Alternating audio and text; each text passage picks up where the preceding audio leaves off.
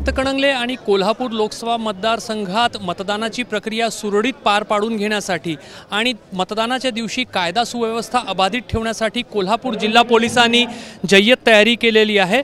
जवळपास 8000 पोलिसांचा, ज्याच्यामध्ये 5000 जिल्हा पोलिसाचे जवान असतील आणि सोबतच 3000 होमगार्ड यांचा बंदोबस्त जो आहे तो कोल्हापूर जिल्ह्यात लावण्यात येणार आहे। सोबतच केंद्रीय सुरक्षा बलाच्या 6 कंपन्या ज्या आहेत त्या विविध ठिकाणी तैनात केल्या जाणार आहे। गेल्या काही दिवसांमध्ये कोल्हापूरमध्ये पोलिसांनी मोठ्या संख्येने कारवाई करून 3365 प्रतिबंधात्मक कारवाया केलेल्या आहेत। सोबतच मोठ्या संख्येने म्हणजेच 41,44,000 रुपये किमतीची जी दारू आहे ती पकडलेली आहे। 8000 किलो अंमली पदार्थ जे आहे ते जप्त करण्यात आलेले आहे।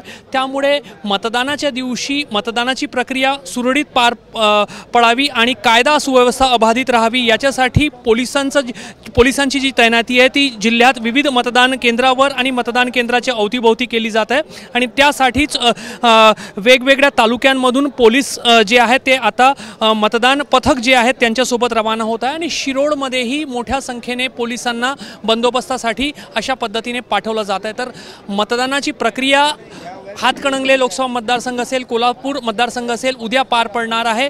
प्रशासनाने जय्यत तयारी केली आहे, पोलिसांनी जय्यत तयारी केली आहे। आता मतदार राजाने घराबाहेर निघून मतदान करण्याची आवश्यकता आहे, तो त्यांचा कर्तव्य आहे, तो त्यांचा हक्क आहे। कॅमेरामॅन अतुल हिरडेसह रजत वशिष्ठ, एबीपी माझा, हातकणंगले।